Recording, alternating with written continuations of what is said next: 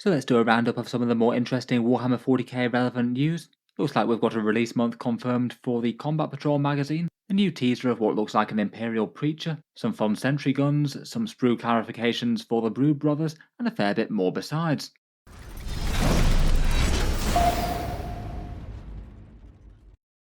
Hello and welcome back to Warspecs Tactics, where today I thought I'd do a bit of a roundup of minor Warhammer 40k news things, stuff that I didn't really think needed its entire video all to itself, but was still pretty interesting and could be relevant for Games Workshop's Warhammer 40k releases. In this one we've got an interesting rumour engine teaser that looks really specific for an Imperial Preacher, the launch date of Games Workshop's Combat Patrol magazine, the one from Hachette Partworks that we saw earlier in the year, some rather cool looking Sentry Guns for Necromunda that could have some 40k applications, the pricing on Games Workshop's made to order terrain including things like void generators and things, a new Drukhari book about Lelith Hesperax, a Brood Brothers Demolitions expert that had not spotted before, and the temporary shutdown of Games Workshop's warehouses going on at the moment. Overall it's quite a lot of 40k relevant things all in all.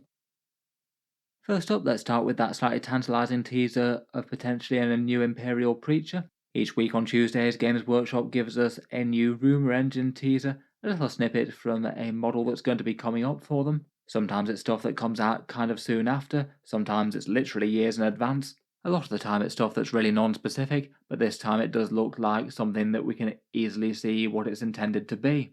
This time we've got a rather little distinctive reliquary with a skull in a box. At first glance I was a little bit uncertain whether it could be 40k or Age of Sigmar, though I'd say that the styling of the box and the little rivets and things made me think a bit more grimdark settings versus fantasy, though I guess either could be possible. In discussion around it though, I noticed that people have pretty much 100% identified that, as the part's basically identical to this Inquisitor model, Preacher Joseph. This one comes from the old and out of production Inquisitor game, a sort of more role-playing 40k game. The model's quite significantly bigger in scale versus 40k ones. A bit of the styling on the box has changed a little bit, though it's unmistakably the same thing to my mind. The skull itself looks almost identical with that weird sort of metal band around its forehead. The rivet things on the side of the box and on the front of the box look in very similar styling, even if it is missing a few bits of parchment and stuff. That has changed from being something that seems to be slung onto his waist and is actually carrying it around in one hand now, showing off his skull in a box for all to see. Seems that unless we get any reason to believe otherwise, it's probably going to be reinterpreted as an Imperial Preacher of some kind, and I feel like that is a model that Games Workshop does need to get round to updating at some stage. The two that they've got on offer at the moment, I believe, are metal models and online only, and a peripheral support choice for a couple of different factions. You can field them for Astra Militarum and the Adeptus Auroritus. Given their sort of general purpose nature, I wouldn't be too surprised if they could be rolled into an Agents of the Imperium release in some sort of way. I guess you definitely could have Ecclesiarchy figures as hangers-on for an Inquisitor, and it seems that if this was intended for a Sisters of Battle style release, we probably would have already heard about it. Given that we've got the Codex, Battle Force and Combat Patrol all showed off, it looks like this one isn't going to be releasing alongside Codex Adeptus Auroritus, unless Games Workshop surprises us in some way. In any case, I found this to be an interesting little teaser, probably a new Preacher model at some stage, no idea whether it's going to be part of some sort of kill team set, Agents of the Imperium support unit, or maybe even a release for the Imperial Guard. I guess Necromunda also isn't out of the possibility as well. Some Ecclesiarchy descending into the Underhive could be pretty fun for that setting as well. Next up, let's move on to the Hachette Partworks Combat Patrol magazine, where it seems that we've got some updates as to when this is actually going to be rolling out, pretty much as expected for the UK really. It appears that we're on for an August release for this, and it does mean that we could maybe have a bit of an educated guess as to where it comes out in other places around the world. I'll go over the rough content of the magazine just briefly in a second, but in general it's the equivalent of the Warhammer Conquest magazine for 8th edition, or the Warhammer Imperium magazine for 9th edition. The general idea being that you get weekly magazines that get you paintbrushes, paint pots, and a whole bunch of miniatures. The Combat Patrol one shaking up the format quite a bit, in that you get the miniatures for like 9 different combat patrols, so you wind up with 9 small collections over the course of the entire thing, and each combat patrol is also joined by another unit for that faction. As with previous versions of this, we had a sort of trial run in the January-February time. I think that's something that Hachette Partworks just generally does with their magazine to make sure demand's there before committing to a big production run of it, and at that time they did release a whole bunch of promo materials as well, basically showing people roughly what to expect with the collection, though there's still a whole load of questions as to exactly what sort of things come out in what order. We don't know what the majority of the issues will contain yet.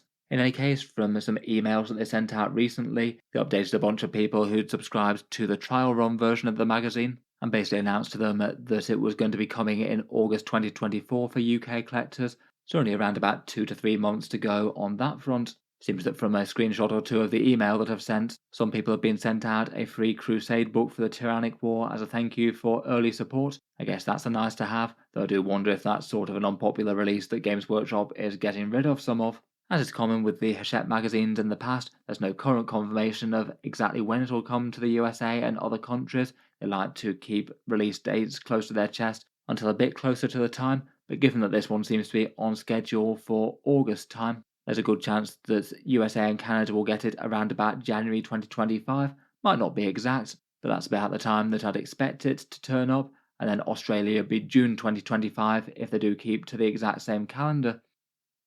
This one certainly won't be a magazine that appeals to everyone, but probably a bit better for people who just want a whole bunch of cool models to paint up and some interesting content to go alongside them. As mentioned, it's a weekly magazine that comes with miniatures, paints, and brushes, and typically for the cost of any one magazine, they often tend to be at least fairly good deals, though it can vary quite heavily from set to set. This is the run of the first few releases of the Imperium magazine. Imperium and Conquest have had around 80-ish issues. This one's rumoured for 90, and it looks like the UK price point will be around about £10, so I guess somewhere in the region of €11 or $15 or $16 or so. I suspect that the prices won't be set in stone until the release dates for the different regions around the world actually come out with them. From the content of the things that they teased us with, this one gets you 9 different combat patrols, Space Marines, Tyranids, Leagues of Votan, Eldari, Astra Militarum, Genestealer Cults, Orcs, Chaos Marines, and World Eaters, plus 1 extra kit for each army. In the image you can see the Mauler Fiends, the Bite Chaplain, Atalan Jackals, and several more, plus 31 paint pots and some brushes, and a fair few bits besides. They do have a bunch of random free gifts and other things as you go along for loyalty rewards. There's also a premium sub which gets you 8 additional kits, some of them quite valuable, and that one does look like it's at least on paper worth the money for the miniatures that you get, at a slight risk of being probably a bit over inundated with plastic. I'd probably set expectations just a little bit wary. It's not impossible that some of these things could change from their initial offerings and teasers. If we get any firm news as to any updates as to the contents, I'll certainly cover it here on the channel. Probably one thing that's added an extra wave of interest to this, though, is that it looks like this is coming out with some of the good combat patrols that might be going out of print. The Genestealer Cult one in particular was regarded as perhaps one of the very best combat patrols in the game, and that one was still present in this teaser image at least, so unless they change it around and update it to the one with the Ridge Runner and the Jackals, it could be a win there. They also seem to have the old version listed for the Orcs and the Chaos Marines, which might be helpful to some. These are supposed to be the contents of the first few issues. The first one £3 with a Terminator Captain and Winged Prime, kind of hilarious compared with Games Workshop's usual like £25 cost of characters there. Then the next one for a discounted £7 is 3 Von Ryan's Leapers, and then apparently you'd be up to the £10 normal cost for 5 Infernus Marines first, and then a Paints one in issue 4 after that.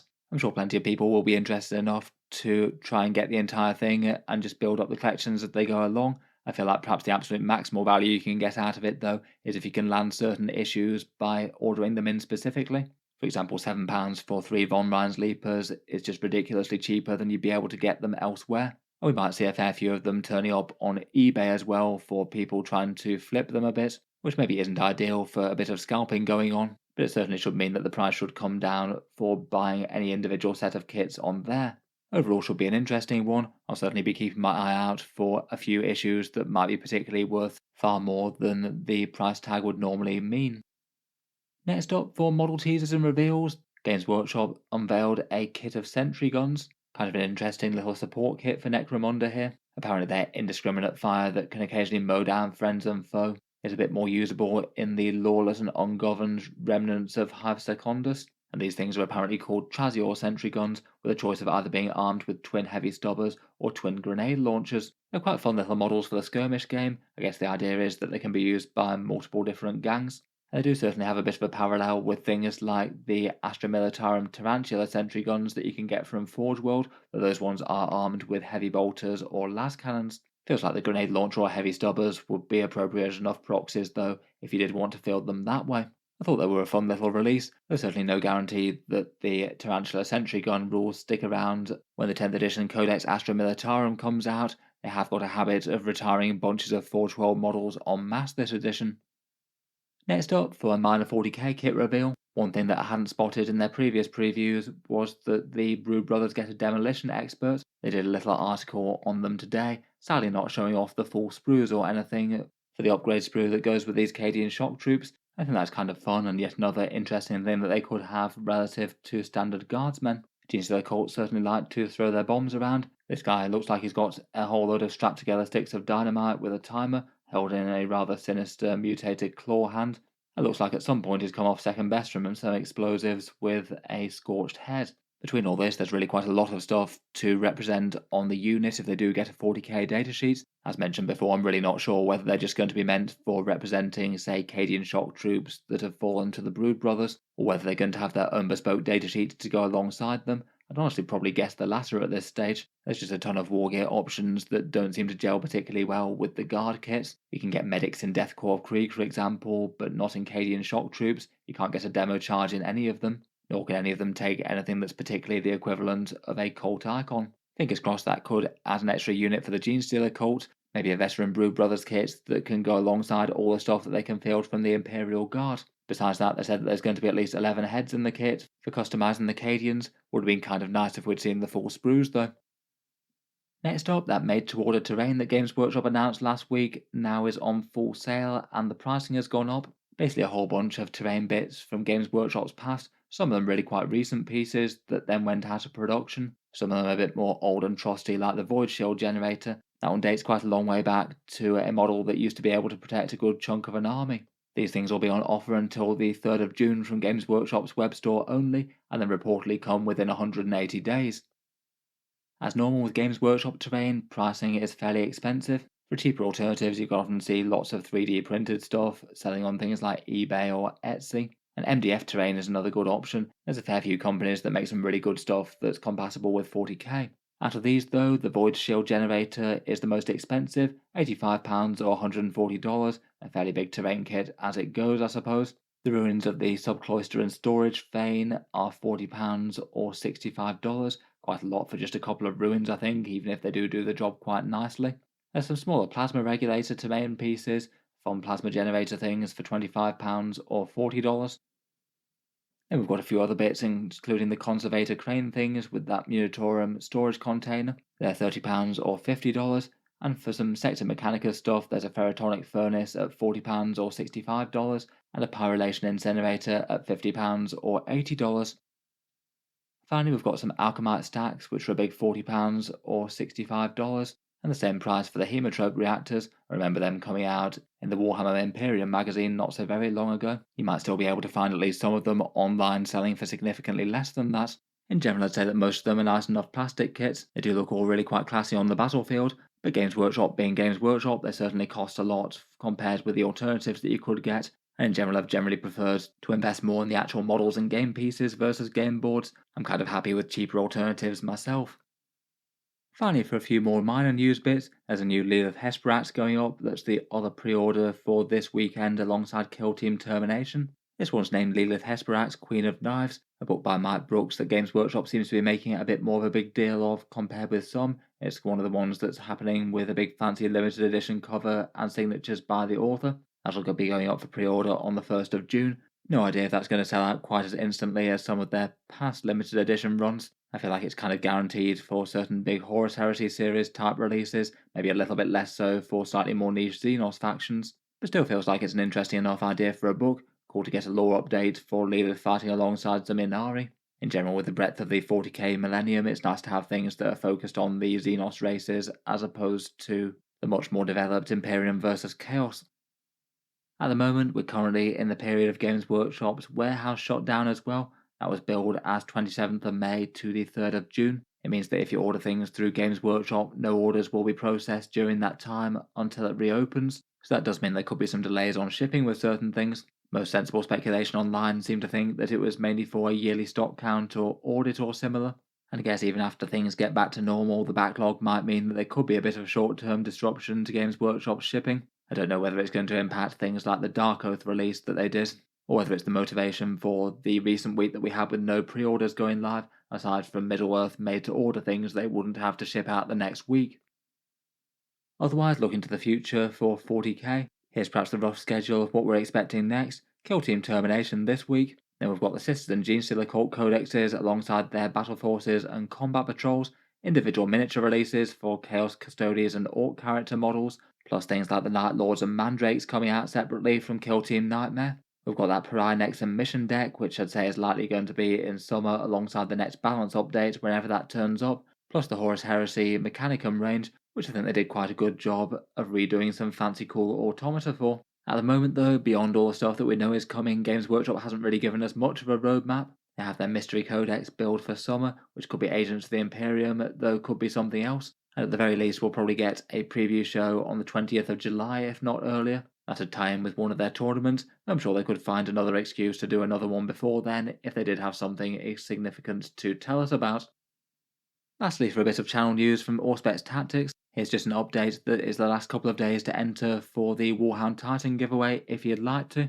This one being the June giveaway, where 2 people each get a Forge World Warhound Titan of their choice, either an Imperial or a Chaos one, and you can choose which weapons you want it armed with. It's certainly one of the biggest giveaways I've done here on the channel. As ever, the rules are the same for entering. There's 2 equal ways to enter, as with the giveaways each month, and both of them are linked down in the video description. Either you can support the channel on Patreon for any amount. That's the thing that allows me to keep the videos coming quite so regularly. Gets you automatic entry into the giveaways, plus a few other things like seeing videos early and things. A big thank you to everyone supporting that way. As well as that, there is a free entry option as well, supporting via social media completely for free. And if you want to enter that way, then you can do so by doing all 3 of these actions. Subscribe to the YouTube channel and like the Facebook page to boost the algorithms. And then to actually enter the draw for the Titans themselves, a giveaway post appears on the 1st of June. Reply to that post with a photo of any 40k mini or imagery, along with your name and the date handwritten within the same photo.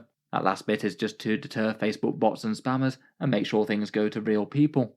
Then, after 24 hours of that going live, I lock the post and do the draw with a random number generator. Each person gets exactly 1 entry. 2 winners are picked out, and they're announced on the channel update video here on YouTube on the 4th of June. From there, I'll get in touch with the 2 winners, ask what Warhound Titan that they want, and place the orders with Games Workshop, posting them out as soon as I receive them. The links are in the video description below if you'd like to check out the Patreon or the Facebook.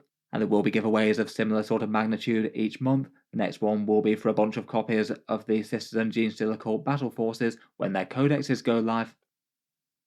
In any case, looking forward to hearing your thoughts down in the comments below. What do you make of the potential Priest teaser? Are any of you looking forward to the Hachette Partworks magazine release? And looking forward to hearing all your ideas about the other news. If you'd like to see more like this and keep up with Games Workshop's news and releases, feel free to subscribe to Auspex Tactics. I'll certainly keep the regular videos coming each day. Finally, as mentioned, if you would like to help support the channel and keep the videos coming, the Patreon page is linked below, as well as entry to the giveaways. You get a few other bits, things like seeing certain videos early, regular votes to see what sort of things come next on the channel, and other things like Discord roles and names in the credits. If any of that's of interest, or you want to enter for the giveaway that way, the link's down in the video description. A massive thank you to you guys using those. It is what allows me to do YouTube as my full-time job. In any case though, a massive thank you for listening, and I'll hope to see you guys next time.